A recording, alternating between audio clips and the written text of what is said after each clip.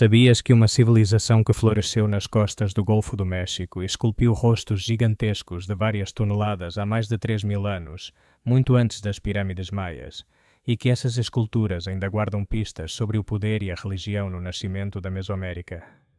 Vamos levar-te ao coração olmeca, às terras hoje chamadas Veracruz e Tabasco, para reconstruir passo a passo quem foram, como viveram e por que as suas ideias e arte mudaram para sempre a região. Começaremos nos primeiros centros urbanos, como São Lourenço, seguiremos a monumentalidade de La Venta e decifraremos a iconografia. Jaguares, transformações humano-animal e símbolos que parecem saídos de um mito. Vais ver a tecnologia por trás das cabeças colossais, as redes de intercâmbio que ligavam Jade e Basalto a centenas de quilómetros, e as teorias que explicam o seu surpreendente declínio.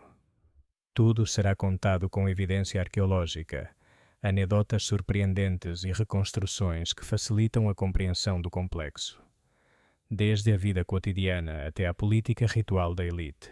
Se gostas de história que se sente como uma investigação detetivesca, esta viagem dar-te-á respostas e deixar-te-á com novas perguntas. Fica até ao final para descobrir o legado oculto dos Olmecas nas grandes civilizações que vieram depois. Se te interessas por este tipo de histórias, subscreve e ativa as notificações para não perderes os próximos capítulos. A nossa intenção é reconstruir, com precisão arqueológica e ritmo narrativo cinematográfico, a história dos Olmecas desde o seu surgimento até ao seu legado. Não é uma lista fria de datas. É uma viagem que combina evidências, hipóteses sólidas e cenas que ajudam o espectador a imaginar paisagens, cerimônias e as mãos que trabalharam a pedra. Começaremos por situar o espectador no onde e no quando. Os centros que dominaram o formativo médio, São Lourenço, La Venta e Três Zapotes, e o arco temporal aproximado em que estes lugares alcançaram a sua maior complexidade. A partir daí, iremos tema por tema: urbanismo e arquitetura, práticas rituais, iconografia e técnica artística, economia e redes de intercâmbio, organização social e as teorias sobre o seu declínio. Cada capítulo responderá a perguntas concretas do público. O que significam essas cabeças colossais? O que podia simbolizar o Air Jaguar? Como moviam blocos de basalto por dezenas de quilómetros? E, muito importante, distinguiremos entre o que está provado pela evidência e o que continua a ser debate acadêmico. A estrutura foi desenhada para reter a atenção. Capítulos breves e potentes, cada um dividido em temas autocontidos que podem ser ouvidos em qualquer ordem sem perder o contexto. Cada segmento incluirá, quando pertinente, uma microanedota arqueológica, dados surpreendentes para cativar nos primeiros segundos e uma transição que prepara o tema seguinte sem repetir informação. Visualmente, propomos apoiar a narrativa com mapas progressivos, reconstruções tridimensionais de praças e montículos, planos de detalhe de peças de jade e basalto e cenas de campo que mostrem a geografia real. Também integraremos esclarecimentos sobre métodos científicos. Como se datam os níveis ocupacionais, o que nos dizem as análises isotópicas sobre a mobilidade humana e por que certos achados, como o bloco de Cascajal, são polêmicos. O alcance é ambicioso, mas mensurável. Não tentaremos explicar todas as nuances linguísticas ou reivindicações étnicas impossíveis de demonstrar. Concentrar-nos-emos no que a arqueologia permite afirmar com maior segurança e nas hipóteses mais plausíveis sobre o incerto. Haverá espaço para as grandes perguntas: a língua olmeca, a natureza exata do poder político, e até que ponto os olmecas foram a cultura-mãe, ou um de vários polos influentes na Mesoamérica primitiva. O tom será divulgativo, mas respeitoso com a comunidade científica. Cada afirmação importante será apoiada pela lógica do registro arqueológico, estratigrafia, associação funerária, análise de materiais, e assinalaremos quando uma interpretação ainda é especulativa. Finalmente, esta narrativa destina-se a um público geral ávido de mistério histórico, mas exige clareza e rigor. Cada episódio deve deixar o espectador com uma compreensão mais rica do passado e com curiosidade para continuar a explorar. Se o que procuras é uma narrativa que combine mistério, evidência e reconstrução visual, esta é exatamente isso. História feita imagem e voz, com o compromisso de separar o provado do possível e converter dados técnicos em histórias humanas memoráveis. Para entender os Olmecas, é preciso primeiro ver o lugar onde emergiram. O seu coração encontra-se nas planícies baixas e pântanos do litoral do Golfo do México, no que são hoje os estados de Veracruz e Tabasco. Este espaço não é uma planície uniforme. Alterna manguezais costeiros, estuários, planícies aluviais alimentadas por rios poderosos e relevos vulcânicos na Serra dos Tuxtlas. Essa combinação de recursos, água doce abundante, solos ricos, rotas fluviais e acesso ao mar, criou um ambiente propício ao assentamento denso e à formação de centros primitivos com funções políticas e rituais. A rede hidrográfica é fundamental. Rios como o Coatzacoalcos, o Tonalá e o Papaloapan, e os seus numerosos afluentes, atuaram como autoestradas naturais. Numa região com vegetação densa e solos difíceis para caminhos terrestres, os barcos de vara e as canoas eram a forma mais eficiente de mover pessoas, alimentos e, sobretudo, materiais pesados, como blocos de basalto provenientes das terras altas dos Tuxtlas. As vias fluviais também facilitaram o intercâmbio. Jade, obsidiana, conchas marinhas e outras matérias-primas circulavam por estas rotas, ligando a costa a regiões mais internas do sudeste mesoamericano, e mais além o clima é tropical, úmido e com chuvas sazonais marcadas. Estas condições favorecem solos aluviais férteis, mas também expõem a população a inundações periódicas e à variabilidade hidrológica. As comunidades olmecas, segundo a evidência arqueológica, desenvolveram um manejo da paisagem que incluía plataformas elevadas, aterros e sistemas elementares de drenagem para proteger praças e estruturas cerimoniais. As zonas pantanosas ofereciam pesca abundante e recursos vegetais, enquanto os terraços e planícies permitiam culturas fundamentais como o milho, imprescindível para sustentar populações urbanas. A presença de vulcões e afloramentos basálticos em Los Tuxtlas é um fator determinante para a monumentalidade olmeca. Grande parte da matéria-prima para as cabeças colossais e outras esculturas proveio de pedreiras relativamente próximas. O desafio era a extração e o transporte de blocos de toneladas. A paisagem vulcânica, além disso, oferecia promontórios e materiais que, culturalmente, poderiam ter sido associados ao sagrado pela sua origem geológica e pelo seu impacto visual no ambiente. Do ponto de vista ecológico, o litoral do Golfo também oferece grandes recursos marinhos, moluscos, peixes e manguezais que sustentavam técnicas de recolha e pesca. A combinação de recursos terrestres e marinhos favoreceu uma economia mista que não dependia exclusivamente da agricultura nos seus primórdios, o que explica a capacidade destes centros para sustentar grandes obras públicas e classes especializadas de artesãos. Finalmente, a geografia explica também por que alguns locais cresceram onde o fizeram. San Lorenzo, La Venta e Três Zapotes localizam-se em pontos estratégicos de acesso fluvial ou em zonas interiores protegidas das piores inundações, o que facilitou a sua consolidação como centros políticos e cerimoniais. Visualizar esta paisagem, rios como veias, matagais, baixios inundáveis e afloramentos de basalto, é entender a logística por trás da monumentalidade e da vida cotidiana olmeca.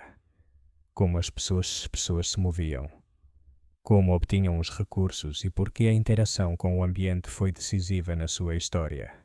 A história olmeca desenvolve-se dentro do que os arqueólogos chamam de período formativo, também conhecido como pré-clássico, uma das etapas fundacionais da Mesoamérica.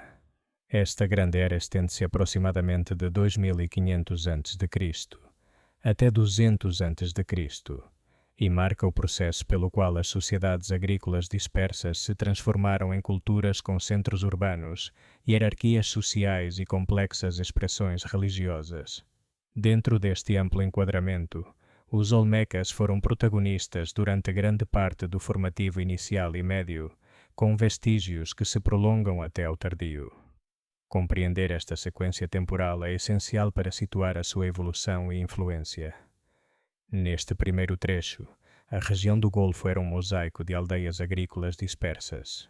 Os habitantes já cultivavam milho, feijão, abóbora e mandioca, e combinavam a agricultura com a pesca e a recolha de recursos aquáticos. As comunidades permaneciam pequenas, com estruturas sociais relativamente igualitárias, embora algumas começassem a especializar tarefas e a estabelecer vínculos de intercâmbio a longa distância. É nesta fase que começam a emergir as primeiras manifestações de uma identidade cultural partilhada na área olmeca. Estatuetas de cerâmica com traços estilizados, uma incipiente organização ritual e os primeiros montículos artificiais. O sítio de El Manatí, com oferendas de borracha e madeira depositadas numa nascente, sugere rituais de fertilidade e culto à água desde datas tão recuadas como 1600 a.C. Este período preparou o terreno para o aparecimento de centros mais complexos. As comunidades começaram a ocupar terraços fluviais e a aproveitar solos férteis, enquanto o intercâmbio com regiões vizinhas se intensificava. A combinação de recursos naturais, posição estratégica e acumulação de poder ritual e político resultou na consolidação de São Lourenço, que em breve dominaria a região. Aqui ocorre o auge olmeca propriamente dito. São Lourenço torna-se o primeiro grande centro político e cerimonial da Mesoamérica, ativo entre aproximadamente 1200 e 900 a.C. O seu desenho urbano, com plataformas e drenagens de pedra, demonstra um planeamento surpreendente para a época. A monumentalidade, especialmente as primeiras cabeças colossais, reflete a existência de uma elite capaz de mobilizar recursos humanos e materiais em grande escala. Durante esta fase também aparecem as primeiras evidências claras de uma arte iconográfica coerente.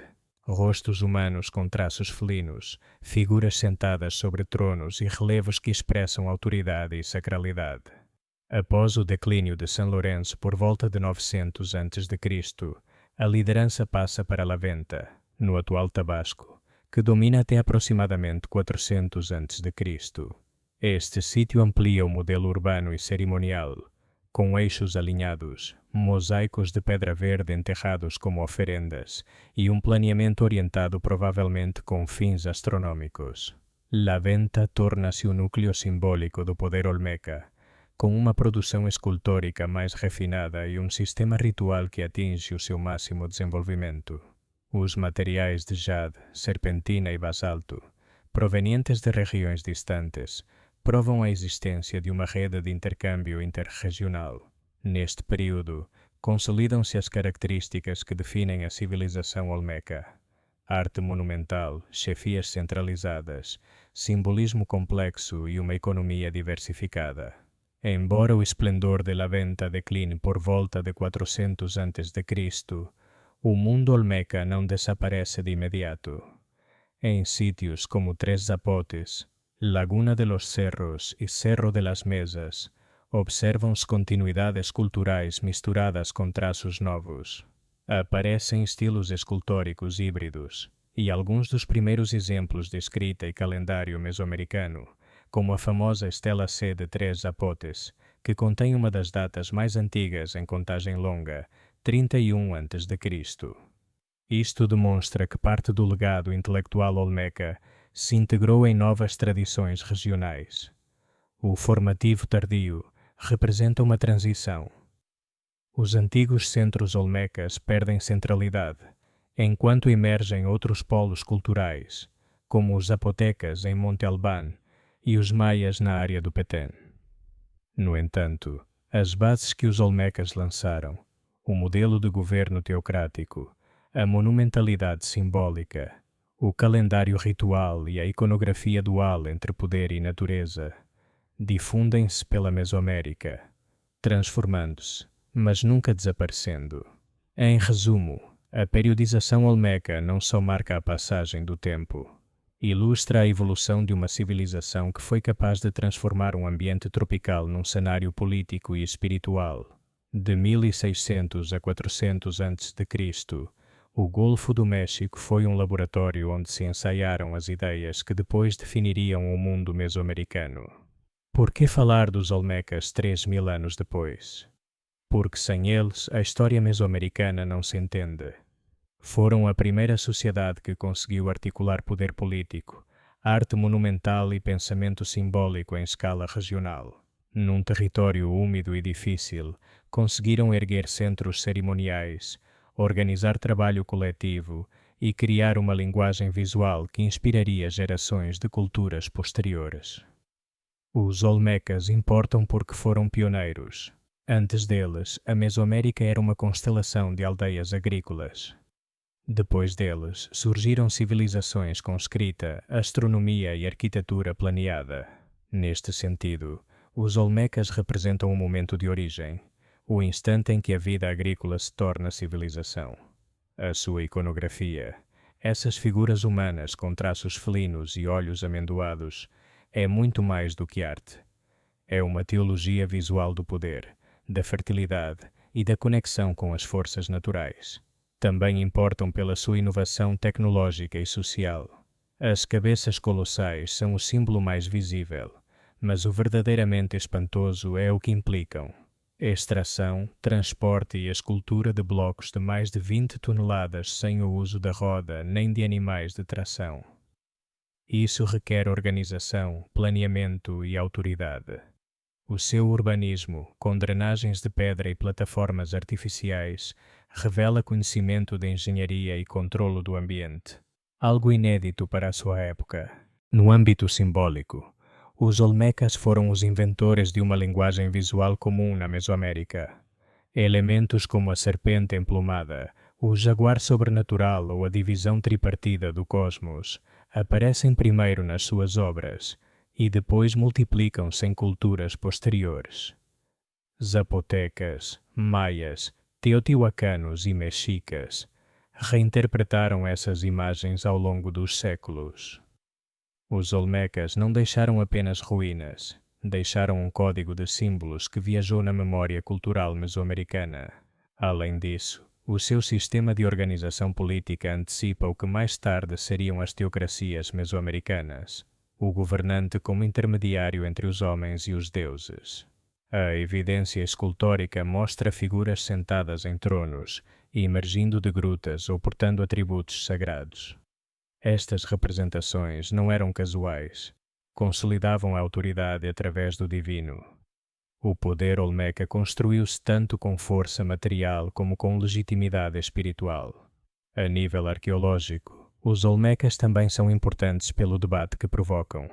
Desde o século XX que se discute se devem ser considerados a cultura-mãe da Mesoamérica, a que deu origem a todas as outras, ou uma cultura irmã dentro de uma rede de desenvolvimentos simultâneos.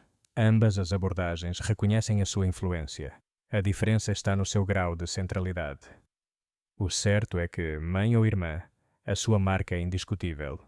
Onde quer que se procure nos séculos posteriores, aparecem ecos do seu pensamento. A sua relevância contemporânea vai além da arqueologia. No imaginário moderno, os Olmecas simbolizam o mistério das origens. Rostos de pedra que olham para o horizonte com expressão serena, lembrando-nos que muito antes dos impérios maias e mexicas já havia sociedades que pensavam no seu lugar no cosmos. Em tempos onde a identidade cultural e o respeito pelo passado são temas centrais, os Olmecas oferecem uma raiz tangível para compreender como as civilizações mesoamericanas entenderam o poder, a natureza e a transcendência. Por isso importam, porque foram os primeiros a converter a selva tropical numa arquitetura do espírito humano. Compreendê-los é olhar para o ponto de partida de um mundo que ainda nos fala em pedra, jade e silêncio. No coração do Golfo do México, sobre um terraço natural rodeado por rios e pântanos, ergue-se um dos lugares mais enigmáticos e pioneiros da história americana. San Lorenzo Tenochtitlan, considerado o primeiro grande centro urbano e cerimonial da Mesoamérica. Situado no atual sul de Veracruz, a cerca de 60 quilômetros terra adentro da costa, Este sítio marcou o início do poder olmeca e o nascimento da civilização mesoamericana, tal como a conhecemos. San Lorenzo não é apenas um ponto no mapa arqueológico. Foi o epicentro de um processo de transformação sem precedentes. O seu auge situa-se entre 1200 e 900 a.C., dentro do formativo médio, embora as primeiras ocupações datem mesmo de 1600 a.C., e o seu declínio se observa por volta de 900 a 850 a.C. Após o seu abandono relativo, a hegemonia transferiu-se para Laventa, em Tabasco. Mas durante quase 3 séculos, San Lorenzo foi a cidade mais avançada e poderosa do seu tempo. O ambiente em que se instalou é fundamental para compreender o seu desenvolvimento. Localiza-se sobre uma elevação natural entre os rios Chiquito, Tenochtitlan e Coatzacoalcos, numa região de solos férteis, facilmente irrigáveis e ricos em recursos aquáticos. A posição era estratégica, suficientemente alta para evitar inundações e, ao mesmo tempo, próxima dos rios navegáveis que ligavam a outras aldeias e ao mar. Essa combinação de isolamento controlado e acessibilidade fluvial deu-lhe vantagens tanto econômicas como defensivas. Do ponto de vista cronológico, os arqueólogos definiram várias fases de ocupação. As mais antigas, como a fase Ojochi, por volta de 1600 a 1400 a.C., refletem aldeias agrícolas dispersas com uma produção cerâmica inicial.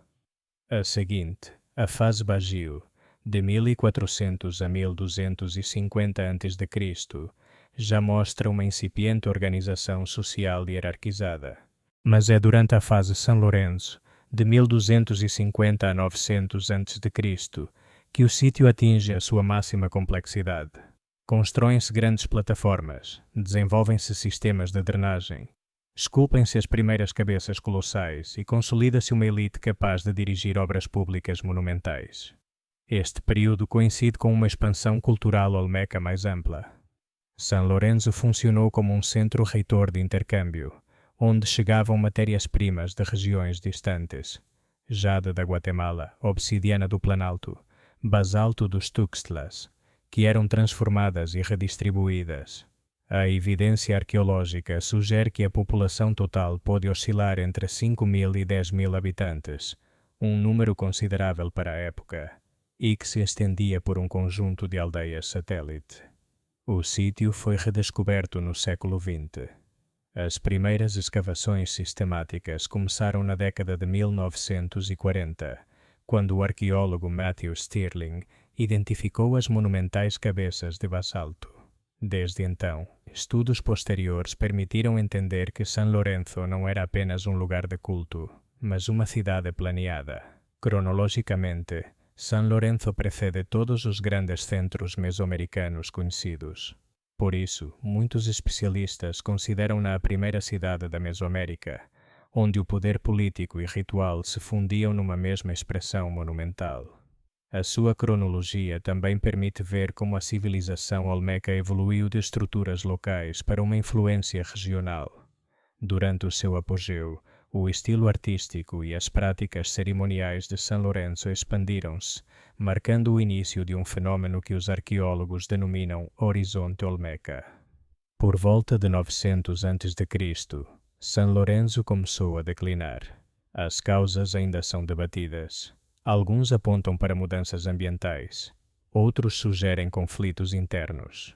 O certo é que, embora o seu esplendor tenha terminado, o modelo que representou, uma cidade centralizada, monumental e ritual, lançou as bases para tudo o que viria depois na Mesoamérica.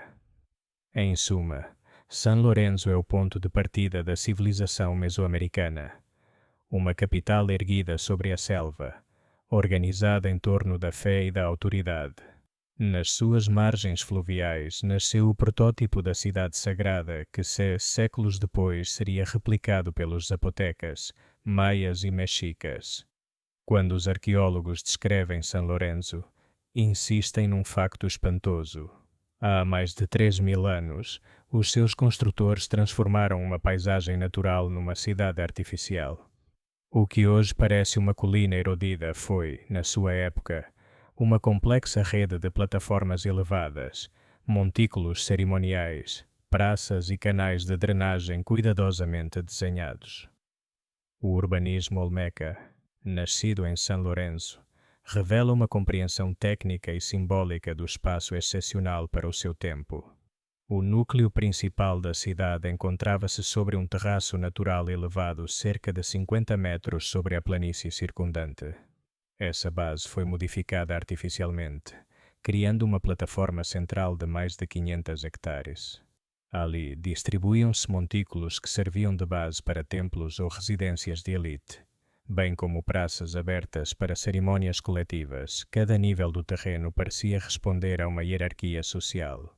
Uma das características mais surpreendentes é o seu sistema de drenagem de pedra esculpida, o mais antigo conhecido na América.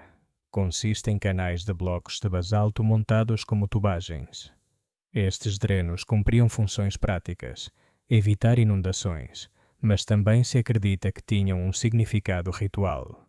O urbanismo de São Lourenço revela um planeamento centralizado. A orientação das plataformas e montículos, muitos com alinhamentos aproximados norte-sul, possivelmente relacionava-se com observações astronómicas. As praças principais serviam de cenários cerimoniais onde se erguiam estelas e altares, entre eles os chamados altares-tronos, blocos maciços com figuras de governantes emergindo de portais, representando o poder de ligar o mundo humano ao submundo. Mover tais volumes de pedra e terra exigiu uma coordenação laboral extraordinária. Os blocos de basalto provinham dos vulcões dos Tuxtlas, situados a mais de 60 quilómetros, sem animais de carga nem a roda. O transporte foi feito através de trenós, rolos e balsas fluviais. O simples facto de transladar uma cabeça colossal, que podia pesar até 20 toneladas, implicava o trabalho organizado de centenas de pessoas. As plataformas eram de terra batida com revestimentos de argila, por vezes pintadas. Alguns montículos atingiam mais de 30 metros de altura, e a sua forma piramidal primitiva inspiraria as posteriores pirâmides mesoamericanas. As escavações revelaram também espaços habitacionais e oficinas onde se trabalhava jade, cerâmica e pedra, confirmando que São Lourenço era uma comunidade viva. A escala e complexidade das obras públicas indicam uma sociedade hierárquica e tecnologicamente avançada. O urbanismo tinha, além disso, um componente ideológico. A cidade não só se construía para viver, mas para representar a ordem cósmica. As elevações artificiais podiam simbolizar montanhas sagradas. Hoje, ao percorrer São Lourenço, vêem-se colinas cobertas de vegetação, mas sob essa aparência natural esconde-se a engenharia de uma civilização que dominou a sua paisagem. Foi ali que a Mesoamérica aprendeu pela primeira vez a construir cidades que combinavam função, arte e espiritualidade. Se há algo que distingue São Lourenço é o seu domínio dos materiais. A engenharia olmeca foi uma proeza técnica, o uso inteligente do basalto, a pedra mais emblemática do seu legado. O basalto não se encontra em São Lourenço. As suas pedreiras mais próximas estão na Serra dos Tuxtlas, a mais de 60 quilómetros.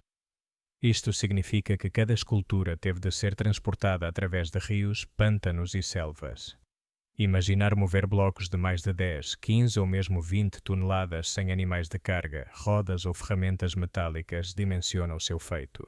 Os arqueólogos propuseram que os olmecas cortavam os blocos usando martelos de pedra e cunhas de madeira, transportando-os em balsas através do sistema fluvial e arrastando-os por terra com cordas e trenós. O esforço requeria uma coordenação comunal imensa, com centenas de trabalhadores organizados. A logística, mais do que a ferramenta, era a tecnologia. O talho do basalto revela outro nível de sofisticação. Sem metais, os escultores usaram martelos de pedra e abrasivos, polindo as superfícies com areia e água até alcançarem um brilho surpreendente. Além do basalto, os olmecas dominaram a argila, a obsidiana, o jade e a serpentina. Cada um tinha um uso ritual ou funcional. O jade e a serpentina, trazidos das terras altas da Guatemala, eram materiais sagrados, símbolos de fertilidade e poder, restritos à elite. As escavações em São Lourenço identificaram oficinas artesanais distribuídas em zonas específicas, demonstrando a existência de uma economia dirigida por especialistas. O manejo dos materiais não se limitava ao prático. Para os olmecas, a matéria tinha alma. O basalto não era só pedra, era um corpo dotado de energia. O ato de extrair, transportar e esculpir era também um ritual. O uso da cor reforça essa dimensão simbólica. Há evidências de que muitas esculturas foram pintadas com pigmentos vermelhos, negros ou amarelos, integrando-as num sistema cosmológico complexo. Em conjunto, o domínio olmeca dos materiais foi tanto técnico como espiritual. Transformaram a pedra em símbolo, a argila em cidade e a engenharia em arte. Se São Lourenço foi o coração da civilização olmeca, as suas esculturas são o seu rosto imortal. Nenhuma imagem simboliza melhor a genialidade e a força deste povo do que as cabeças colossais. Rostos de governantes esculpidos em blocos de basalto que atingem até 3 metros de altura e pesam dezenas de toneladas. Até hoje, foram encontradas 10 cabeças colossais em São Lourenço, todas distintas. Cada uma mostra um rosto individualizado, com traços realistas. Alguns usam capacetes decorados, possivelmente identificando cada governante. O detalhe é tal que se consideram retratos personalizados dos reis olmecas. O propósito destas esculturas tem sido objeto de debate. Alguns interpretam-nas como representações comemorativas, outros como guardiões simbólicos. Seja qual for a sua função, as cabeças colossais projetam autoridade. Para além das cabeças, outro conjunto fundamental são os altares-tronos. Um dos mais célebres mostra uma personagem a emergir de uma cavidade em forma de gruta, segurando uma criança, imagem interpretada como um mito de origem ou um rito de entronização. Estas esculturas não eram ornamentos. A sua localização seguia uma ordem ritual. O fascinante é que muitas cabeças colossais foram esculpidas a partir de antigos altares reutilizados, sugerindo uma relação dinâmica entre poder e memória. Quando uma dinastia terminava, as esculturas anteriores podiam ser transformadas. Visualmente, as esculturas de São Lourenço têm uma força que transcende o tempo. Nos seus rostos há humanidade. São homens convertidos em símbolos sagrados. O estilo escultórico olmeca, arredondado, sólido, monumental, marcaria a pauta para toda a arte mesoamericana posterior. As figuras de jaguar e as bocas entreabertas reapareceriam séculos depois. De alguma forma, as cabeças colossais são os primeiros retratos do poder na América. Cada um destes monólitos resume a essência do mundo olmeca, a união entre o homem, a natureza e o sagrado. Neles, a pedra humaniza-se e o governante eterniza-se. 3.000 anos depois, continuam a olhar para nós com o mesmo silêncio imponente. Durante o seu máximo esplendor, entre os anos 1200 e 900 a.C., São Lourenço não foi apenas uma cidade, foi o coração pulsante da civilização olmeca, uma capital que articulou uma vasta rede de aldeias, oficinas e rotas comerciais. A organização política pode ser imaginada como uma confederação hierárquica, encabeçada por uma elite sacerdotal e governante. No topo, encontrava-se o Senhor Sagrado, que concentrava autoridade política e poder espiritual, sendo considerado um intermediário entre os homens e os deuses. À sua volta, um grupo de nobres e sacerdotes controlava os recursos. Para além do núcleo urbano, estendia-se uma rede de povos dependentes, que contribuíam com produtos agrícolas e mão de obra em troca de proteção e prestígio. São Lourenço atuava como um centro redistributivo, concentrando e transformando recursos de toda a região. A base econômica foi a agricultura, particularmente o cultivo do milho. Nas férteis terras aluviais, eram possíveis várias colheitas por ano. Os olmecas desenvolveram técnicas de cultivo em solos úmidos, construindo canais e terraços. Esse excedente agrícola permitia libertar parte da população para atividades especializadas, escultores, artesãos, sacerdotes. O controle da água também tinha um valor simbólico e político, representando o poder do governante sobre a natureza. Além da sua autossuficiência agrícola, São Lourenço prosperou como um nó comercial. Desde a sua posição estratégica, tornou-se um ponto de conexão entre diferentes regiões. Através de rotas fluviais, trocavam-se bens com comunidades do Planalto Central e das terras altas da Guatemala. Chegavam matérias-primas valiosas como jade e obsidiana. Em troca, os olmecas exportavam produtos manufaturados e, mais importante, ideias e símbolos. Este comércio não era puramente econômico, mas também cultural e religioso. O estilo olmeca começou a aparecer em regiões distantes, indicando um intercâmbio entre elites. São Lourenço era o eixo desse sistema de intercâmbios simbólicos, irradiando ideologia e poder. O modelo econômico pode ser entendido como um sistema redistributivo teocrático. Os agricultores entregavam parte da sua produção ao centro. Os governantes armazenavam e devolviam esses bens em festividades. Este fluxo reforçava a dependência em relação à elite. A urbanização não teria sido possível sem uma organização laboral eficiente. A construção de plataformas e montículos exigia a mobilização de milhares de toneladas de terra.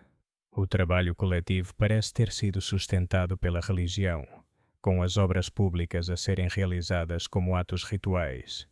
Havia também uma clara divisão do trabalho, com bairros de artesãos especializados. O poder político de São Lourenço não se sustentava apenas na economia, mas na ideologia religiosa. O governante era uma figura sagrada, mediador entre os deuses e o povo. A sua imagem era plasmada em esculturas colossais e altares, que serviam como propaganda, mostrando a sua força e conexão com o divino. Por volta de 900 a.C., São Lourenço começou a perder a sua hegemonia. Os canais enchiam-se de sedimentos, as terras empobreciam e o poder político começou a fragmentar-se. Em qualquer caso, o modelo que ali nascera, uma cidade planeada, um governo teocrático, uma economia redistributiva, sobreviveu nas gerações seguintes e serviu de modelo para todas as civilizações mesoamericanas posteriores. Por volta do ano 900 a.C., o coração do mundo olmeca começou a deslocar-se. São Lourenço foi abandonada gradualmente, as suas esculturas monumentais decapitadas ou transferidas, mas aquele fim não marcou o desaparecimento da cultura olmeca. Foi uma transformação. A pouco mais de 150 quilômetros a nordeste, numa ilha natural rodeada por pântanos e rios, erguia-se um novo centro que herdaria e ampliaria a grandeza anterior. La Venta. A mudança entre São Lourenço e La Venta representa uma das transições mais significativas do México Antigo, coincidindo com a passagem do formativo inicial para o formativo médio, aproximadamente entre 900 e 400 a.C. Neste período, os olmecas experimentaram transformações políticas e sociais.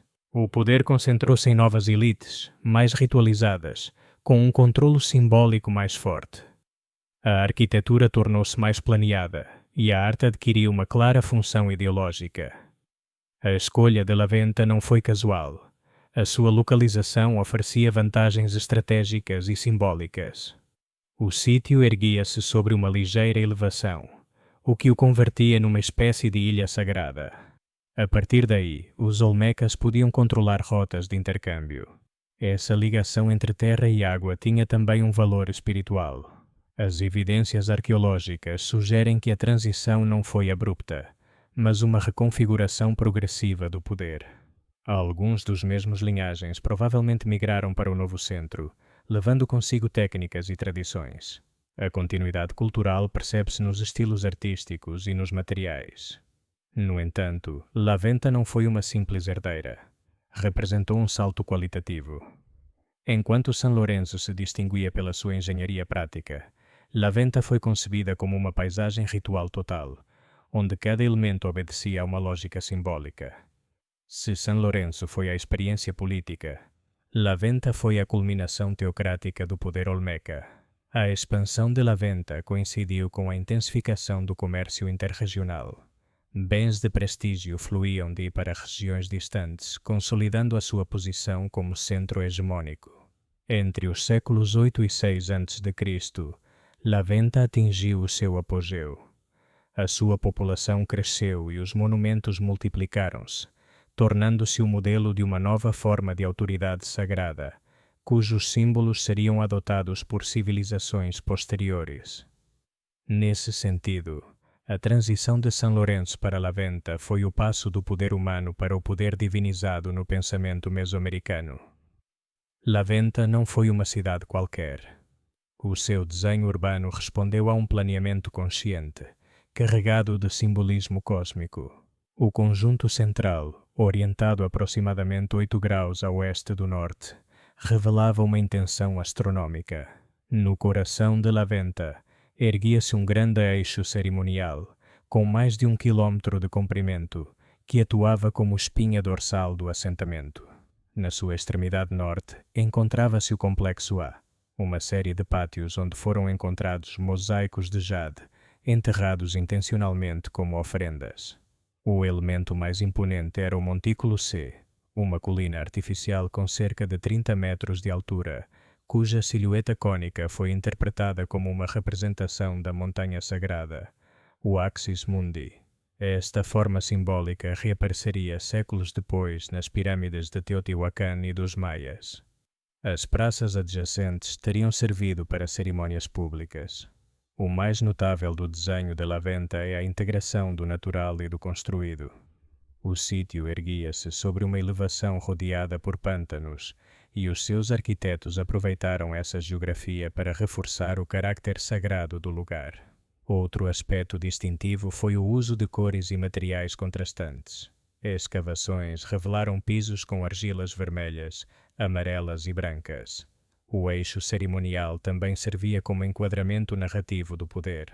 Ao longo das suas estruturas, distribuíam-se monumentos escultóricos que atuavam como marcos visuais de autoridade. O grau de planeamento sugere a existência de uma administração centralizada.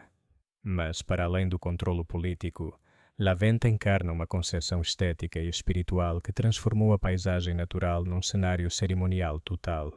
Em conjunto, o desenho de La Venta foi um manifesto em terra e pedra, uma arquitetura que ordenava o cosmos. Se São Lourenço assombrou o mundo antigo, La Venta elevou a expressão artística e simbólica dos olmecas a um nível sem precedentes. Neste sítio, a monumentalidade não se limitou ao tamanho, mas à sua intencionalidade ritual. Um dos elementos mais enigmáticos são os mosaicos de jadeíte, encontrados no complexo. Estas composições geométricas foram enterradas intencionalmente, sugerindo que nunca foram destinadas a ser vistas. Cada mosaico formava uma espécie de máscara, e o seu ocultamento reforça a ideia de que funcionavam como oferendas fundacionais. A monumentalidade expressou-se também através dos tronos ou altares de pedra, blocos maciços de basalto trazidos das montanhas dos Tuxtlas, a mais de 80 quilômetros. Estes altares apresentam cenas de figuras humanas a emergir de nichos ou grutas, representando o renascimento ou a ligação entre o submundo e o mundo terreno. Alguns altares mostram governantes a segurar figuras pequenas, sugerindo rituais de legitimação dinástica. Mas nenhuma manifestação artística de La Venta é tão icônica como as cabeças colossais, as últimas e mais refinadas de todo o período olmeca. Das 17 cabeças monumentais conhecidas, pelo menos 4 provêm de La Venta e mostram um grau de realismo mais apurado. Cada uma pesa entre 8 e 24 toneladas e acredita-se que representam reis individualizados. A sua localização sugere que funcionavam como guardiões simbólicos. Algumas foram enterradas e depois realocadas, o que aponta para ritos de encerramento ou renovação. O trabalho necessário para as esculpir e transportar foi impressionante. Para além da técnica, o que define a monumentalidade de La Venta é o seu caráter ideológico. Estas obras não procuravam apenas impressionar, eram veículos de memória e legitimação. Através delas, os governantes apresentavam-se como seres liminares, capazes de comunicar com os deuses.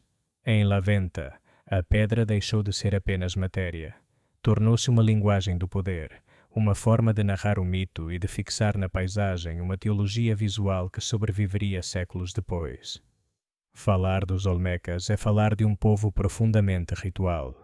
A sua vida, a arquitetura e arte giravam em torno de uma concepção do mundo onde deuses e homens partilhavam um espaço simbólico. Em La Venta, as evidências arqueológicas permitem reconstruir parte desse universo cerimonial. O primeiro indício vem da disposição espacial do sítio. As alinhagens de montículos e praças não respondiam a uma lógica funcional, mas sagrada. Os arqueólogos identificaram que muitos complexos foram desenhados como cenários rituais. O facto de tantas oferendas terem sido enterradas sugere uma religiosidade introspectiva. Entre as oferendas mais impressionantes destacam-se conjuntos de estatuetas e objetos de jade. Numa célebre oferenda foram encontradas 16 estatuetas humanas rodeadas por 6 machados de jade, como se representassem uma assembleia ritual. As posições foram planeadas com minúcia. A prática de enterrar mosaicos de jade também revela uma profunda noção de consagração e renascimento. O ato de semear pedra verde sob o solo cerimonial equivalia a semear fertilidade. Além dos rituais de oferenda, há indícios de sacrifícios. Alguns altares mostram figuras a segurar infantes, e várias estelas apresentam iconografia que poderia aludir ao derramamento ritual de sangue.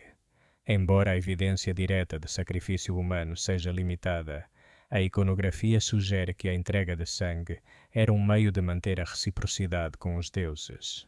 Outro elemento recorrente foi o uso de cavidades de espaços subterrâneos. Os governantes, representados a sair de grutas, parecem reencarnar o mito do nascimento do cosmos. As cerâmicas e estatuetas também oferecem pistas. Muitas mostram transformações humanas em animais, especialmente jaguares, refletindo a ideia do homem-jaguar. O governante ou xamã que se podia transformar na criatura mais poderosa. Finalmente, os vestígios de fogo sugerem que certas cerimônias incluíam ritos de purificação. Ao destruir recintos ou selar oferendas com chamas, os Olmecas simbolizavam o fecho de um ciclo e a renovação da ordem cósmica. Cada fragmento fala-nos de uma sociedade onde o rito era a forma mais elevada de comunicação com o universo. Durante o apogeu do formativo médio, entre os séculos 8 e 6 a.C., La Venta tornou-se mais do que um assentamento cerimonial. Foi o coração político, econômico e espiritual de um vasto território. A sua influência estendeu-se a tal ponto que os arqueólogos a consideram o principal centro reitor da civilização olmeca. Compreender a sua importância regional exige observá-la como um nó de convergência, onde se entrelaçavam rotas comerciais, ideologias religiosas e relações políticas. A diferença de San Lorenzo, La Venta foi uma capital teocrática e simbólica. O seu poder residia tanto na administração material como no controlo do significado. A localização de La Venta foi fundamental. Situada numa pequena elevação entre os pântanos, dominava uma rede fluvial que ligava as serras dos Tuxtlas às terras baixas do Golfo. A partir dali, fluíam materiais de alto valor simbólico e econômico. Jadeíte, serpentina, basalto, hematita e obsidiana. La Venta atuava como centro redistribuidor destes bens. Os recursos chegavam, eram transformados por artesãos especializados e depois exportados. Este sistema gerava uma rede de dependência simbólica. Os povos vizinhos não só comerciavam com La Venta, como também adotavam a sua iconografia e conceitos religiosos. Através destas redes, a influência olmeca chegou a regiões tão distantes como Guerrero e o Vale de Oaxaca. Embora não se tratasse de um império militar, La Venta funcionou como um centro cultural dominante. A verdadeira força de La Venta não residia apenas na sua economia, mas na sua capacidade de produzir ideologia. Na sua arquitetura e escultura, o poder político revestia-se de uma aura sagrada. Os governantes olmecas eram mediadores entre o cosmos e a humanidade. A sua autoridade provinha da sua habilidade para manter o equilíbrio entre os mundos. Cada monumento de Laventa era um manifesto de poder. As estelas, com figuras em atitude ritual, e as imagens do homem-jaguar comunicavam uma mensagem teológica. O governante é a encarnação da ordem divina. Este discurso iconográfico estabeleceu um modelo de realeza sagrada que influenciaria profundamente as civilizações posteriores. Assim, Laventa não foi apenas uma capital territorial, mas um centro de legitimação simbólica. O seu desenho também teve um impacto duradouro. O seu eixo cerimonial, as suas praças e a sua montanha artificial serviram de protótipo urbano para cidades que surgiriam séculos depois. O princípio de organizar o espaço sagrado em torno de uma pirâmide central repetiu-se em Monte Albán, Teotihuacan e nos centros maias. A própria prática de enterrar oferendas fundacionais tornou-se uma constante mesoamericana.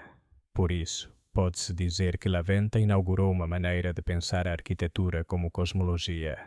No plano político, Laventa parece ter liderado uma rede de comunidades satélite. Alguns destes sítios partilhavam traços arquitetônicos, o que indica uma estrutura hierárquica flexível, uma espécie de confederação ritual. Por volta do ano 400 a.C., Laventa começou a declinar. As causas exatas são debatidas. No entanto, a sua influência não desapareceu. Os símbolos e estilos perpetuaram-se noutras regiões. As esculturas de Três Zapotes, por exemplo, mostram uma transição.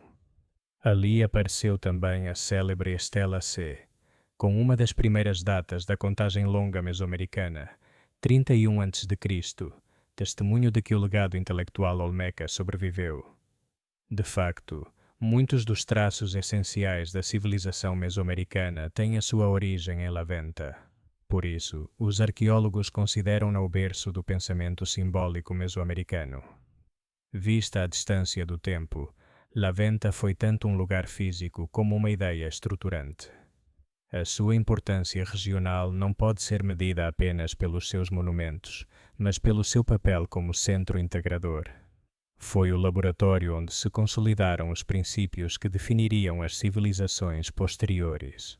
A arte olmeca não foi apenas uma demonstração de técnica e beleza, mas também uma linguagem carregada de simbolismo e poder. Cada escultura, cada objeto esculpido, refletia uma cosmovisão na qual o humano, o divino e o natural estavam entrelaçados.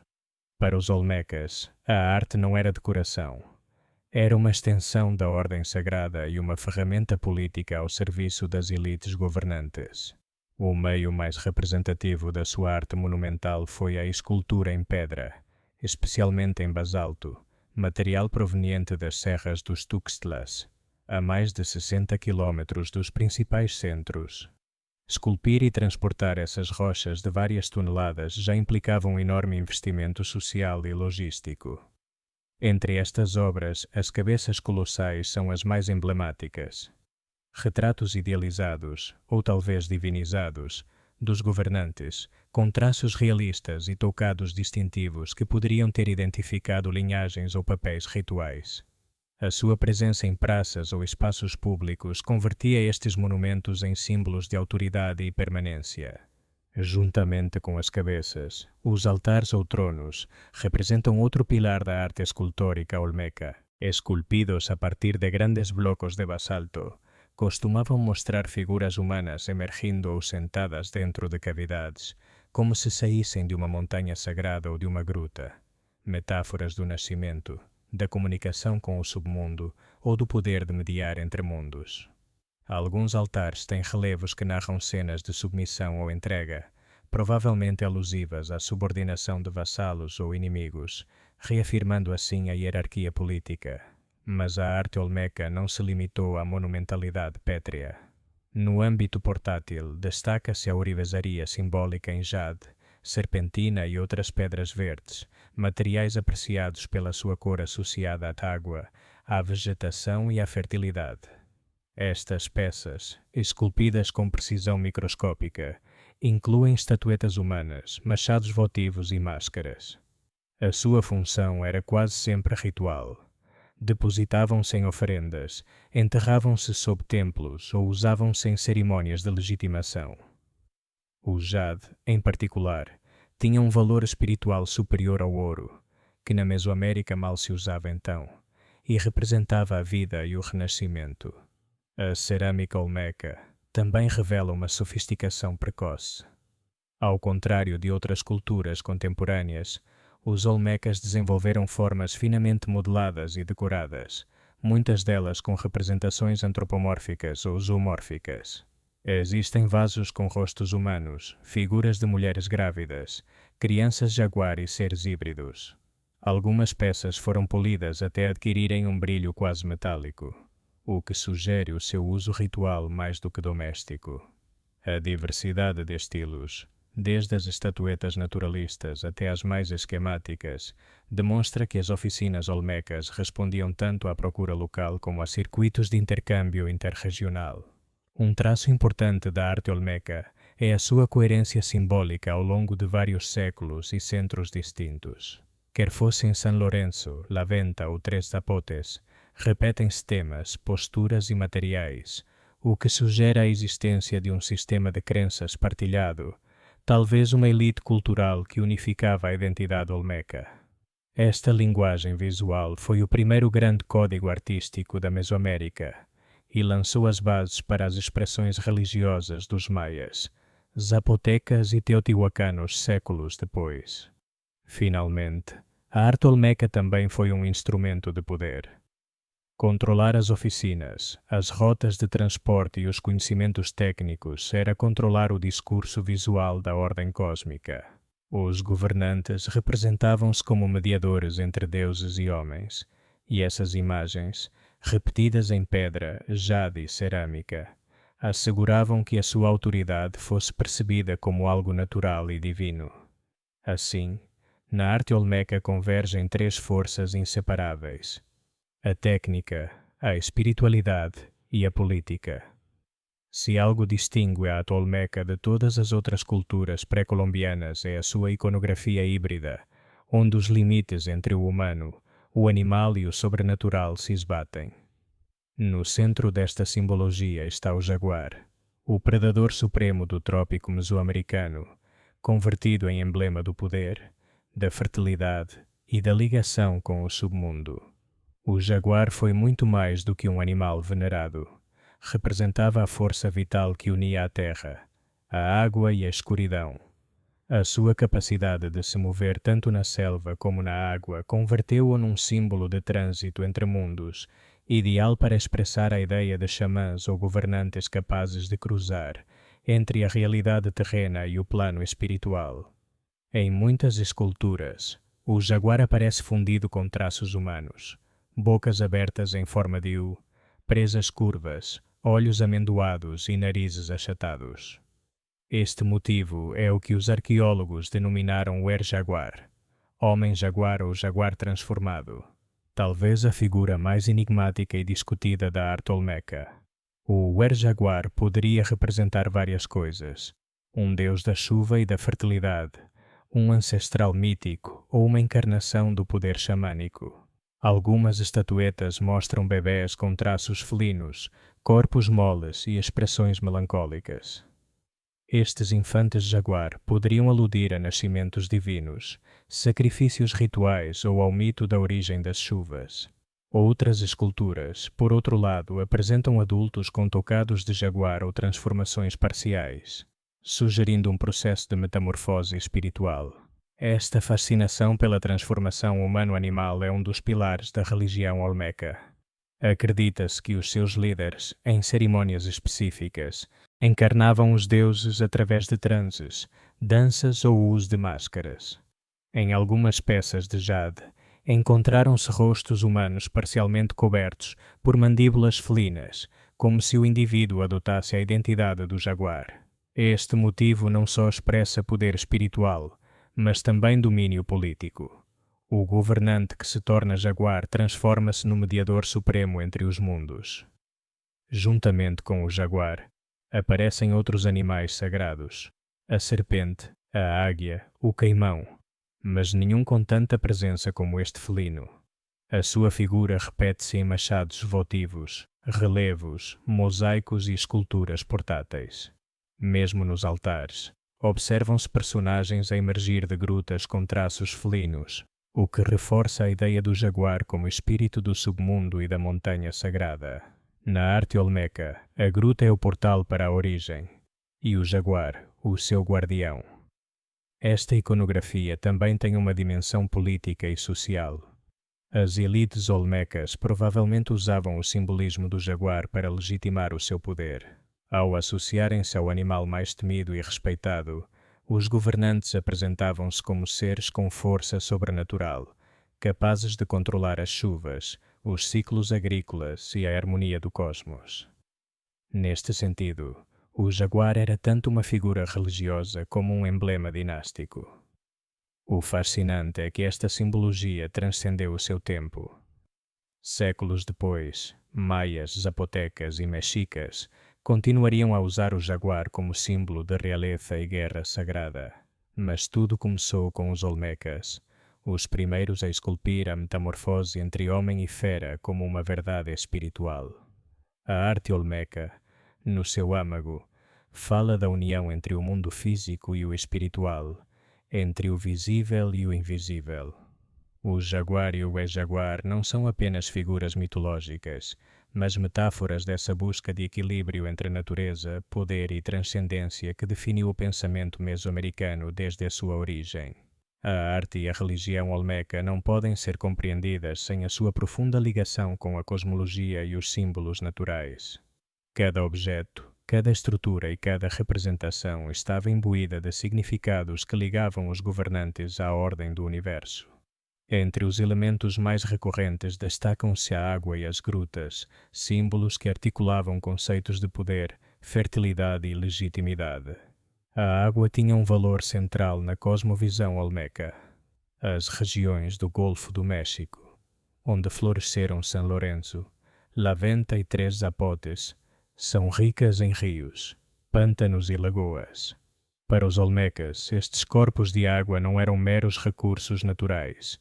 Eram portais para o submundo, espaços liminares onde o humano podia contactar com o divino.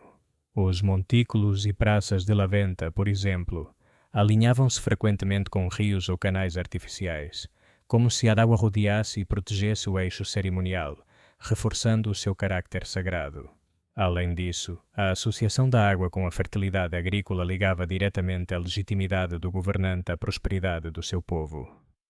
Quem controlava os rituais da água, controlava a vida. As grutas, tanto reais como simbolizadas em altares e relevos, representam outro eixo cosmológico. Muitas esculturas mostram figuras a emergir de cavernas ou montículos cônicos, um motivo que se interpreta como o nascimento do cosmos ou do poder sagrado. Para os olmecas, o governante que aparecia da gruta não só encarnava a criação, como demonstrava a sua capacidade de atravessar os limites do mundo visível e invisível. Esta iconografia da transformação e do surgimento de grutas sublinha a ideia de que o poder político e espiritual está intrinsecamente ligado ao sagrado. O jaguar, recorrente nesta iconografia, reforça estas ligações. Como habitante da selva e do submundo, simboliza força, vigilância e domínio sobre a natureza. As figuras wer-jaguar combinam o humano e o felino, mostrando a capacidade do governante de assumir atributos divinos e exercer autoridade ritual sobre a sua comunidade. Por outras palavras, a legitimidade não só se proclamava, demonstrava-se através da posse do poder cósmico, visível em esculturas, altares e oferendas. O simbolismo olmeca também abrange a dualidade e a transformação. Água e terra, vida e morte, humano e animal entrelaçam-se numa ordem onde a autoridade se legitima pela mediação entre opostos. As oferendas enterradas sob montículos ou pisos cerimoniais, mosaicos de jade, machados votivos, estatuetas humanas, representavam a participação do governante no ciclo cósmico, assegurando fertilidade, abundância e continuidade do poder. Desta maneira, a cosmologia olmeca não era um conhecimento abstrato, mas um instrumento prático de governação. O governante que entendia os símbolos da água, da gruta e do jaguar podia apresentar-se como o mediador indispensável entre os deuses e a população. Cada escultura, cada altar e cada objeto ritual funcionava como um lembrete visual desta hierarquia sagrada, consolidando o poder político através da religião e do simbolismo. Em suma, a relação entre arte, cosmologia e legitimidade política na cultura olmeca demonstra que a monumentalidade e a iconografia não eram um mero luxo estético. Eram a linguagem com que se comunicava a ordem cósmica e social, e com que os governantes afirmavam a sua autoridade sobre a região. Um achado que amplia a compreensão da cultura olmeca é a Tábua de Cascajal, descoberta em Veracruz e datada aproximadamente entre 900 e 600 a.C. Esta peça de pedra com inscrições gravadas apresenta símbolos repetitivos que alguns arqueólogos interpretam como uma forma primitiva de escrita ou proto-escrita. Embora a interpretação ainda seja objeto de debate, Cascajal evidencia a capacidade dos olmecas de codificar informação e transmiti-la de forma simbólica. Alguns sugerem que estas inscrições poderiam ter servido para registar rituais, genealogias ou propriedade de bens, enquanto outros defendem que são mais provavelmente um sistema ritual ideológico do que um alfabeto formal. O que é claro é que Cascajal reforça a noção dos olmecas como pioneiros intelectuais da Mesoamérica, capazes de combinar arte, religião e comunicação simbólica num complexo sistema cultural. Embora breve, esta menção recorda-nos que a monumentalidade e a iconografia não foram a sua única ferramenta de expressão. A linguagem escrita ou simbólica também estava a emergir no seu horizonte criativo. A arte olmeca não pode ser separada da política nem da religião. Era um veículo direto de legitimação e poder. Cada escultura, altar ou oferenda era desenhada para comunicar mensagens precisas sobre a autoridade dos governantes e a sua ligação com os deuses. Nesse sentido, a monumentalidade e a iconografia funcionam como uma linguagem visual com regras claras, entendida pela comunidade e reforçada pela repetição e pelo ritual. As cabeças colossais são o exemplo mais evidente. Colocadas em praças e eixos cerimoniais, estas esculturas de governantes encapsulavam a sua autoridade de forma literal. A escala imponente e os traços individualizados transmitiam a ideia de força, permanência e legitimidade. Não eram simples retratos. Eram símbolos públicos de poder divinizado, uma afirmação de que quem era representado em pedra tinha controle sobre a comunidade e os rituais que mantinham a ordem cósmica. Os altares ou tronos reforçavam esta narrativa.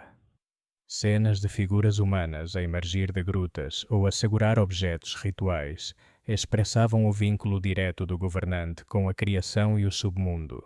Cada baixo relevo mostrava o líder como mediador cósmico, capaz de manter a harmonia entre mundos e assegurar fertilidade, chuva e prosperidade agrícola.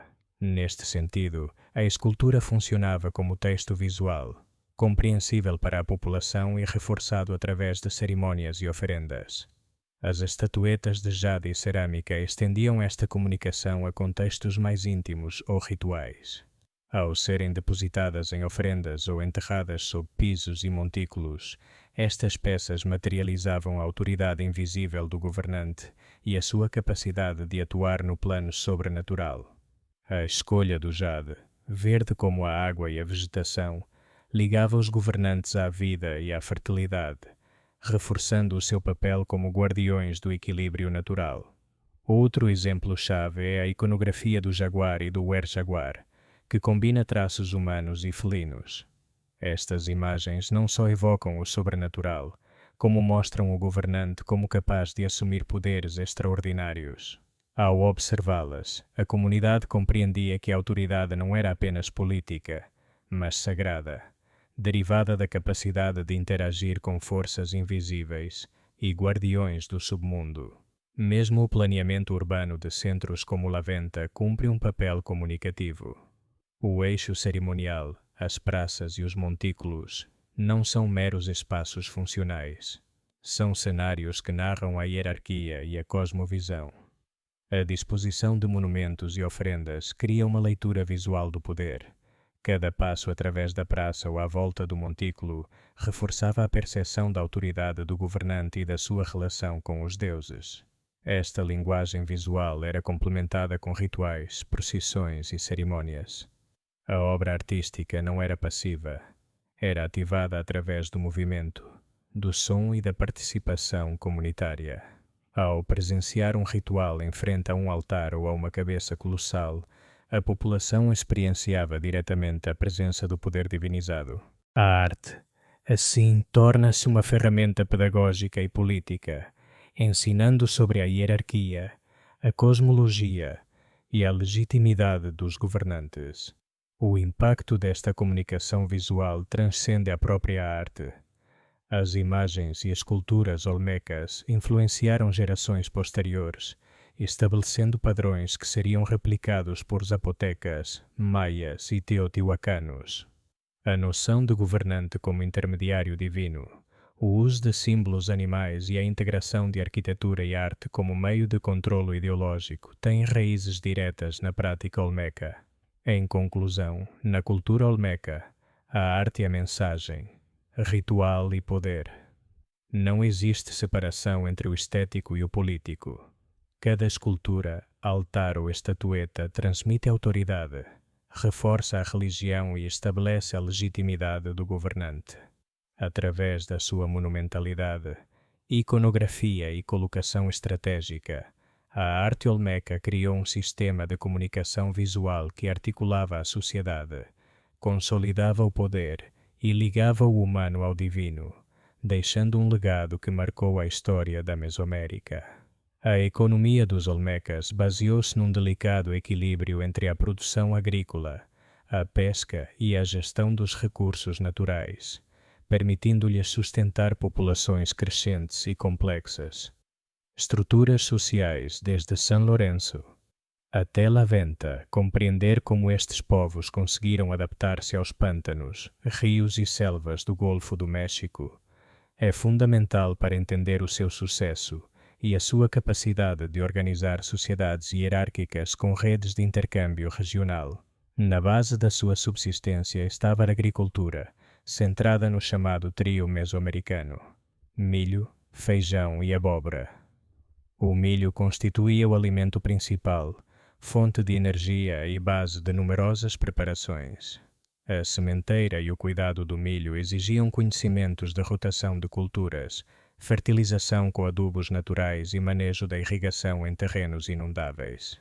Os olmecas desenvolveram técnicas que aproveitavam as chuvas sazonais e a fertilidade dos solos aluviais dos rios Coatzacoalcos e Tonalá. O feijão complementava a dieta fornecendo proteínas, enquanto a abóbora oferecia vitaminas e sementes nutritivas. Estes cultivos não só asseguravam a alimentação diária, como também serviam de base para festividades e rituais agrícolas, onde o milho era frequentemente associado à fertilidade e aos ciclos cósmicos, reforçando a relação entre a subsistência e religião. O planeamento da sementeira, da colheita e do armazenamento demonstra que os olmecas possuíam conhecimentos avançados de agronomia, adequados para sustentar grandes populações e para trocar excedentes com comunidades vizinhas. O manejo do ambiente foi outro fator crucial. Os olmecas habitaram regiões com abundantes rios, pântanos e terras baixas propensas a inundações, mas também com selvas densas que limitavam a expansão agrícola. Para superar estas limitações, construíram plataformas elevadas, montículos e canais, estratégias que protegiam os campos da água sazonal e facilitavam a drenagem. Desta maneira, não só mitigavam riscos naturais, como também aumentavam a produtividade, assegurando reservas alimentares para períodos de escassez. A pesca constituiu um complemento vital da dieta. A abundância de rios, estuários e lagoas permitiu a captura de peixes de água doce, camarões, moluscos e outras espécies aquáticas. Os vestígios arqueológicos mostram artefactos como anzóis de pedra, redes, armadilhas e canoas, evidências de um conhecimento profundo dos ciclos biológicos e do comportamento das espécies. A pesca não só assegurava proteínas, como também permitia complementar a dieta e gerar excedentes para o comércio regional.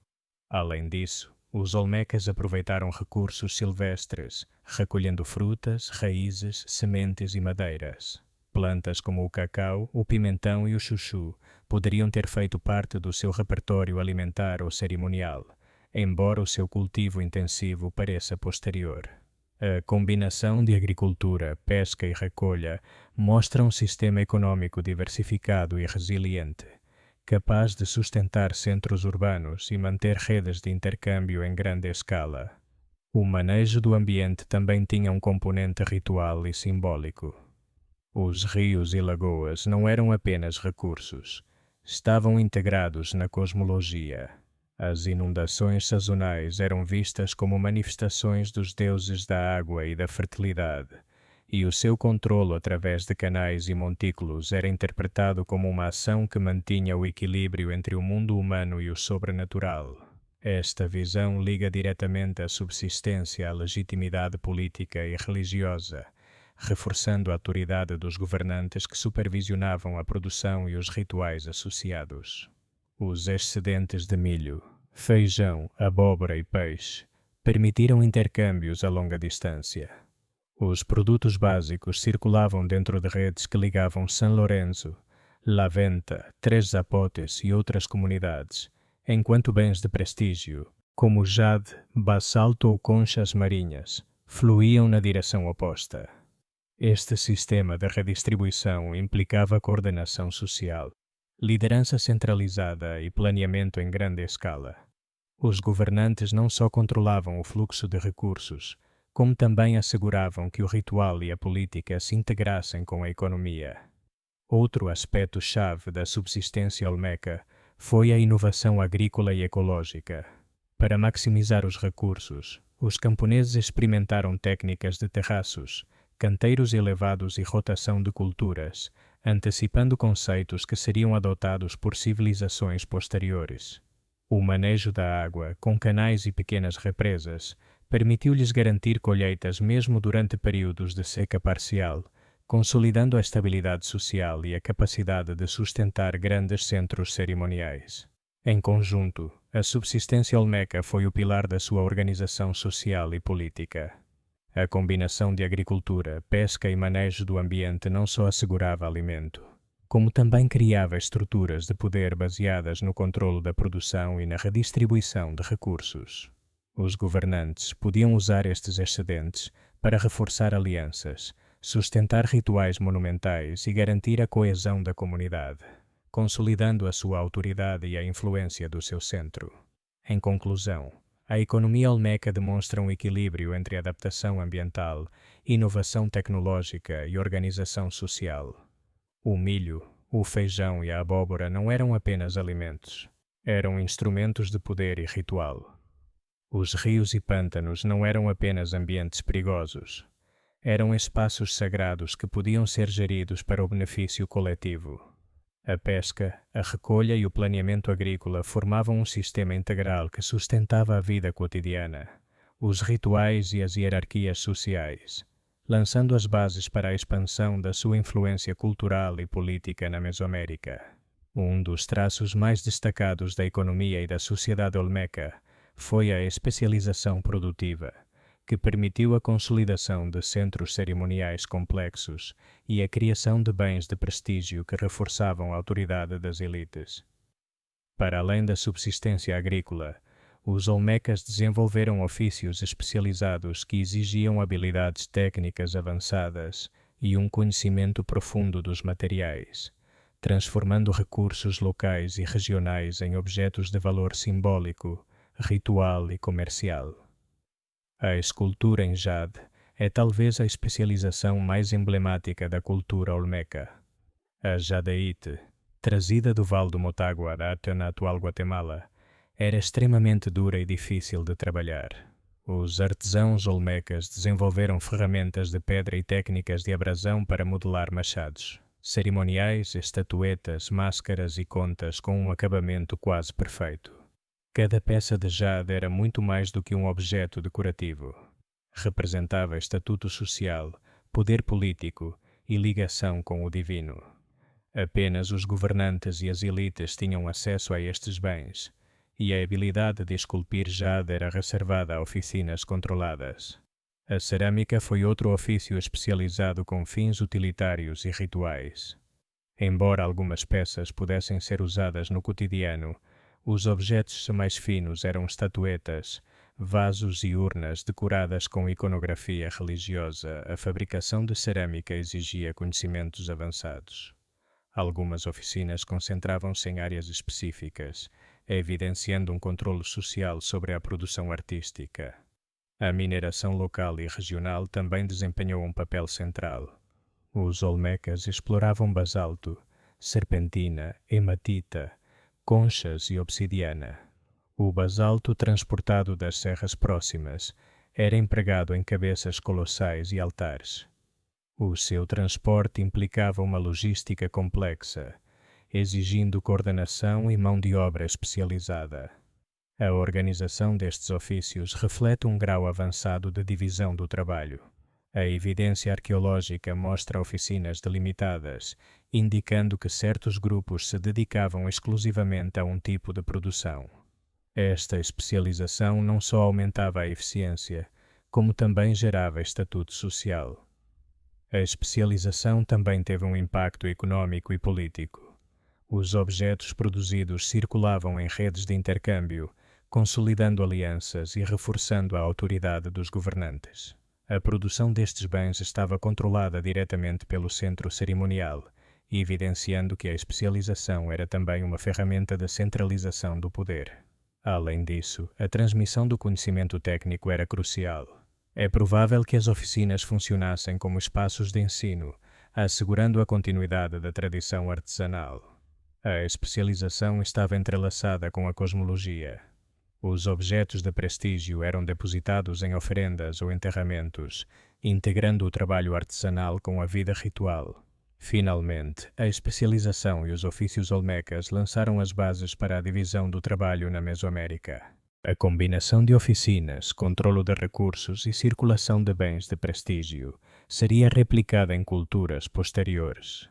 Em conclusão, os ofícios especializados dos olmecas não foram simples técnicas de produção. Foram ferramentas de poder, comunicação e coesão social, integrando economia, ritual e política. A habilidade de transformar recursos naturais em objetos de prestígio consolidou a centralidade dos centros cerimoniais. Um dos elementos-chave que permitiu o auge da civilização olmeca foi a existência de amplas redes de intercâmbio, que ligavam centros cerimoniais como San Lorenzo, La Venta e Tres Zapotes a comunidades vizinhas e regiões mais distantes da Mesoamérica. Estas redes não só facilitavam o fluxo de bens materiais, como também asseguravam a difusão de ideias, estilos artísticos e símbolos religiosos, consolidando a influência política e cultural dos centros olmecas. A geografia do Golfo do México desempenhou um papel decisivo. Rios caudalosos funcionavam como autoestradas naturais, permitindo o transporte de mercadorias pesadas. Os olmecas aproveitaram estes canais para mover blocos de basalto, jade e outros materiais. Entre os materiais mais cobiçados encontrava-se o jade, trazido do Vale do Motagua. Na atual Guatemala, a jadeíta era altamente valorizada pelas suas conotações rituais. A sua aquisição dependia de relações de intercâmbio complexas. Os objetos de jade produzidos pelas oficinas olmecas eram sinais de prestígio que circulavam para comunidades aliadas. Outro material fundamental foi a obsidiana, proveniente de fontes vulcânicas dos Altos de Chiapas, Puebla e Guerrero. A obsidiana era essencial para a fabricação de ferramentas de corte. A sua presença em sítios do Golfo indica que os olmecas participaram ativamente no comércio de longa distância. O basalto, por sua vez, era utilizado principalmente na construção de cabeças colossais e altares.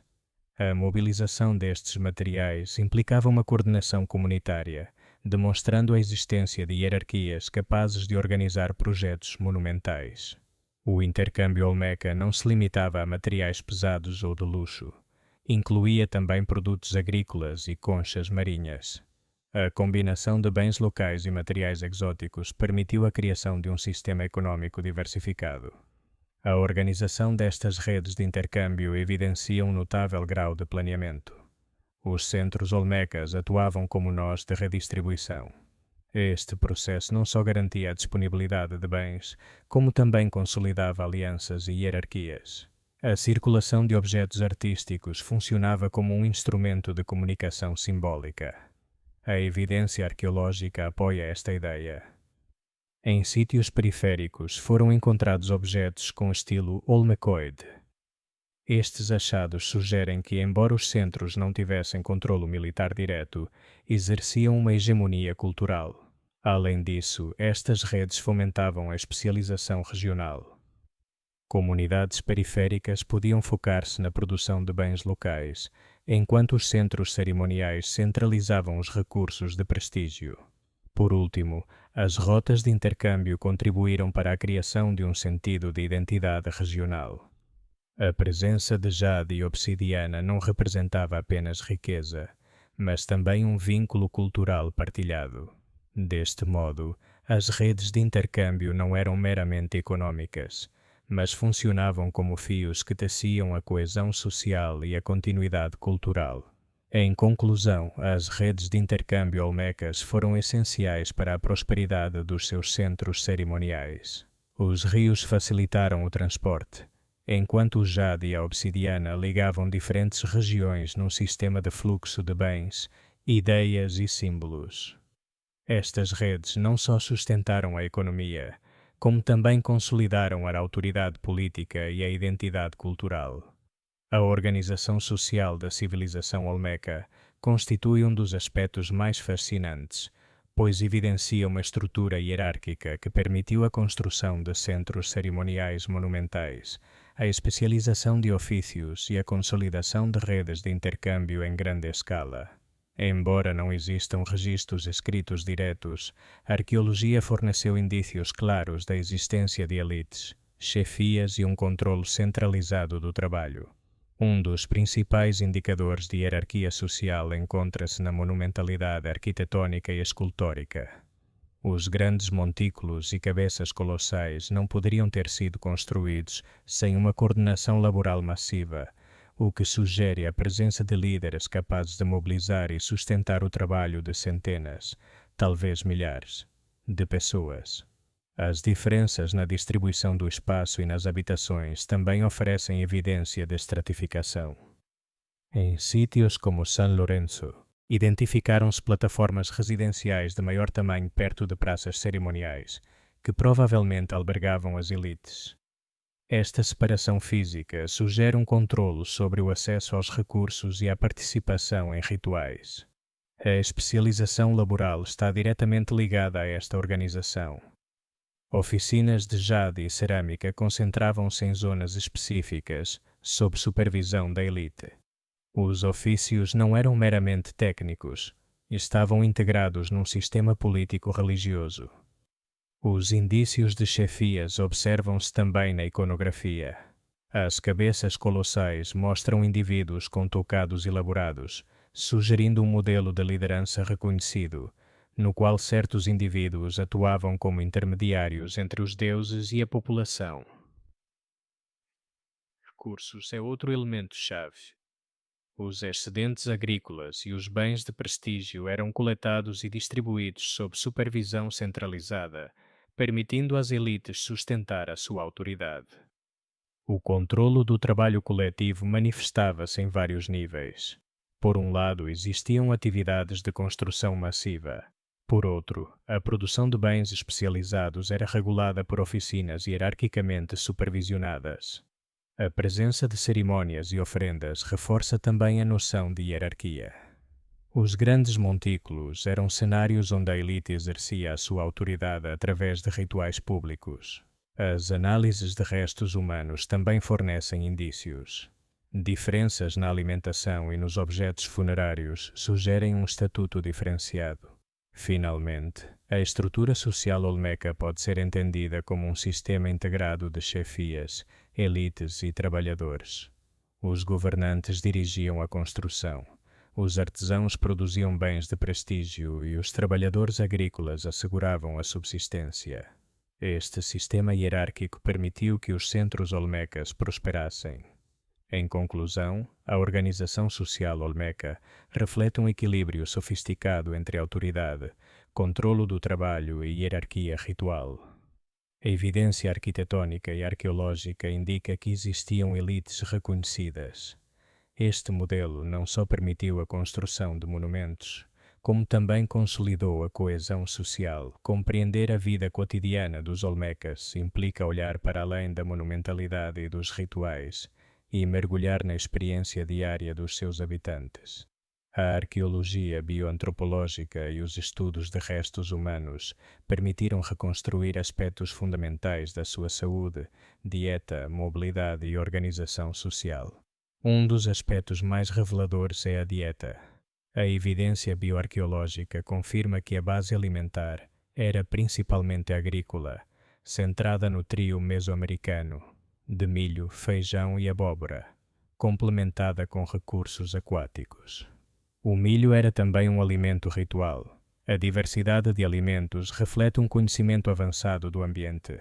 Os restos humanos também permitem avaliar a saúde geral. Algumas análises mostram sinais de estresse nutricional, mas em geral os indivíduos apresentavam boa saúde. O padrão de desgaste dentário indica uma dieta mista. A mobilidade é outro aspecto que emerge. A comparação isotópica de dentes e ossos permite determinar se os indivíduos migraram. Em sítios olmecas, observa-se que alguns indivíduos não eram locais, o que sugere mobilidade social e geográfica, talvez por casamentos ou pela chegada de artesãos. A bioarqueologia também revela informação sobre a organização social. Diferenças na alimentação e nos bens associados a enterramentos sugerem estratificação.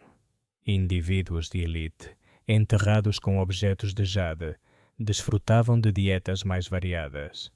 Em contraste, a população trabalhadora mostra sinais de maior stress físico. A vida cotidiana incluía atividades rituais. A participação em cerimônias estava provavelmente regulada pelo papel social. Outro aspecto interessante é o uso de espaços domésticos. A disposição de habitações e oficinas sugere uma organização funcional e hierárquica. A bioarqueologia também fornece informação sobre a saúde reprodutiva e a mortalidade. Finalmente, a vida cotidiana olmeca reflete uma harmonia entre trabalho, ritual e subsistência. Cada atividade diária tinha um componente prático e simbólico. Em conclusão, a evidência bioarqueológica permite reconstruir um panorama detalhado da vida cotidiana olmeca, mostrando uma sociedade saudável, adaptada, com mobilidade e hierarquias claras. O declínio da civilização olmeca não foi um evento abrupto, mas um processo gradual que implicou a transição de centros cerimoniais de grande escala para formas de organização mais dispersas. A evidência arqueológica permite estabelecer uma cronologia aproximada. San Lorenzo mostra sinais de abandono progressivo por volta de 900 a.C. Observa-se uma paragem na construção monumental e a população parece ter se deslocado. La Venta emergiu como o centro predominante depois, entre 900 e 400 a.C. No entanto, por volta de 400 a 300 a.C., também evidencia sinais de abandono parcial. A construção monumental diminuiu. Após La Venta, Tres Zapotes tornou-se um ponto importante de continuidade. No entanto, mesmo este sítio começou a mostrar um declínio gradual por volta de 100 a.C. A influência olmeca não desapareceu, mas fragmentou-se e adaptou-se a contextos locais. Diversos fatores ambientais poderiam ter contribuído. A evidência geoarqueológica sugere que inundações e alterações nos cursos dos rios afetaram a produtividade agrícola. A isto soma-se a pressão de recursos esgotados. Outro fator possível foi a mudança sociopolítica. A concentração de poder em elites pôde gerar conflitos internos. A perda de autoridade centralizada implicava que a coordenação de grandes projetos se tornasse difícil. A continuidade regional é um aspecto crucial. Embora os grandes centros tenham sido abandonados, a influência cultural olmeca persistiu em comunidades periféricas. O declínio dos olmecas também gera debates. Alguns investigadores destacam fatores ambientais, outros causas sociopolíticas. Provavelmente foi o resultado de uma combinação de fatores. Finalmente, a cronologia do declínio oferece uma lição sobre a resiliência. Os olmecas não desapareceram, os seus conhecimentos dispersaram-se, transformando-se em influências duradouras. Em conclusão, a cronologia do declínio olmeca evidencia um processo gradual e multifatorial. No entanto, a cultura olmeca não desapareceu. A sua influência continuou através de comunidades dispersas. O declínio da civilização olmeca continua a ser um tema fascinante e amplamente debatido. Embora não existam registros escritos, a evidência arqueológica permite formular várias hipóteses sobre as causas do abandono, geralmente agrupadas em 3 categorias: ambientais, políticas e econômicas. Uma das hipóteses mais citadas é a ambiental. Os centros olmecas estavam situados em zonas vulneráveis a inundações e erosão. A evidência geoarqueológica indica que inundações e alterações nos rios podem ter afetado a produtividade agrícola. Da mesma forma, mudanças climáticas graduais poderiam ter tensionado os sistemas de irrigação. A dependência dos rios era tal que qualquer alteração tinha um impacto direto. Outra vertente ambiental é o esgotamento de recursos. A extração intensiva de basalto e madeira pode ter gerado pressão sobre o ambiente local. Paralelamente, os fatores políticos oferecem outra explicação. A centralização do poder era fundamental, mas também gerava vulnerabilidades. Qualquer conflito interno ou rivalidade poderia ter enfraquecido o controlo. A arqueologia sugere mudanças no planeamento urbano, indicando uma reorganização do poder. Por último, existem hipóteses de causas econômicas. A economia olmeca dependia da produção agrícola e das redes de intercâmbio de materiais exóticos. Qualquer perturbação nestes sistemas podia afetar a estabilidade econômica. A dependência de recursos externos, como o jade, implicava que mudanças nas relações comerciais pudessem ter limitado a disponibilidade de bens de prestígio, enfraquecendo a autoridade das elites. Ao analisar estas hipóteses, é evidente que o declínio não pode ser atribuído a uma única causa, mas a uma interação complexa de fatores. O estudo destes fatores também permite compreender a resiliência da cultura olmeca. Embora os grandes centros tenham sido abandonados, os estilos artísticos e as práticas rituais persistiram noutras regiões. Em conclusão, as hipóteses sobre as causas do declínio olmeca destacam a interação de fatores ambientais, políticos e econômicos. Este enfoque multidimensional permite compreender não só como terminou o apogeu dos olmecas, mas também como a sua cultura conseguiu transcender o desaparecimento das suas cidades principais. O legado cultural dos olmecas transcende em muito o período em que os seus grandes centros cerimoniais estiveram em pleno apogeu. Embora estes centros tenham sido abandonados, a influência olmeca manteve-se viva através da sua arte, religião, organização social e tecnologia, moldando o desenvolvimento de numerosas sociedades mesoamericanas posteriores. Compreender este legado permite apreciar a importância dos olmecas como fundadores de tradições culturais que perduraram por séculos. Um dos aspectos mais visíveis do legado olmeca é a sua iconografia e arte ritual. O uso de símbolos como o jaguar e o jaguar foi adotado e reinterpretado por culturas posteriores. Este tipo de iconografia não era meramente decorativa, comunicava autoridade e poder divino. O uso da monumentalidade também constitui um legado significativo. A construção de montículos e plataformas estabeleceu modelos de planeamento urbano que inspiraram centros posteriores. A ideia de organizar um espaço central para cerimônias replicou-se em sociedades como os maias e os zapotecas. O legado Olmeca observa-se também na especialização artesanal e no comércio de bens de prestígio. A produção de objetos de jade e cerâmica fina serviu como modelo econômico e político. A circulação destes bens promoveu a difusão cultural. Outro componente do legado é a religião. Os Olmecas integravam a água e as grutas na sua cosmologia. Estas concepções foram adotadas por culturas posteriores. A influência Olmeca estende-se até à escrita. Alguns investigadores assinalaram que sinais encontrados em Cascajal poderiam representar um sistema de protoescrita. Este conceito de codificação simbólica inspirou culturas posteriores a criar sistemas mais complexos. A organização social e política é outro aspecto do seu legado. A centralização do poder e a existência de elites estabeleceram um modelo de autoridade replicado por outras culturas. Mesmo a dispersão regional do legado reforça a sua importância. Embora os grandes centros tenham sido abandonados, a cultura manteve-se em comunidades mais pequenas. Finalmente, o legado Olmeca não se limita ao passado. O seu estudo permite compreender a coerência da civilização mesoamericana. Os Olmecas lançaram as bases de padrões culturais que seriam fundamentais durante milénios.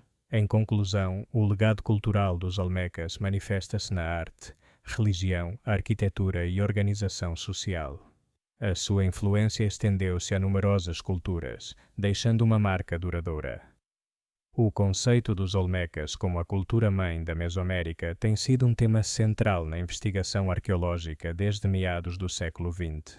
Esta ideia sustenta que os Olmecas, ao estabelecerem os primeiros centros cerimoniais complexos, exerceram uma influência direta e decisiva sobre as culturas posteriores.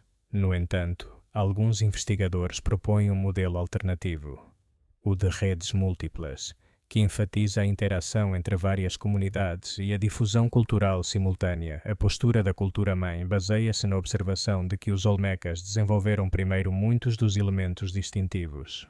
Monumentos colossais, iconografia como o jaguar e rituais associados à água aparecem primeiro em São Lourenço. E lá venta estas inovações propagaram-se, estabelecendo um modelo que outras culturas seguiram. Outro argumento a favor é o controlo centralizado do trabalho e da produção especializada. No entanto, a abordagem de redes múltiplas desafia esta interpretação linear. Os arqueólogos que apoiam esta perspectiva assinalam que a Mesoamérica era uma região altamente interligada, onde as comunidades partilhavam e adaptavam ideias de forma recíproca. Neste modelo, os Olmecas são apenas um de vários atores. A evidência que apoia este modelo inclui a variabilidade regional em estilos artísticos. Embora a iconografia olmeca seja reconhecida, muitas culturas posteriores a reinterpretaram. O debate também se centra na natureza do poder. A hipótese boate da cultura-mãe assume um tipo de liderança cultural, enquanto o modelo de redes múltiplas propõe que a autoridade era negociada entre diferentes comunidades. Ambas as perspectivas contam com evidências sólidas, e muitos arqueólogos contemporâneos propõem uma síntese.